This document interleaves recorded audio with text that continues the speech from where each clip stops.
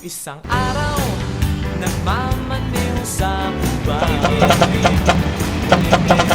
Aking nakita, babaeng saksakan ng ganda.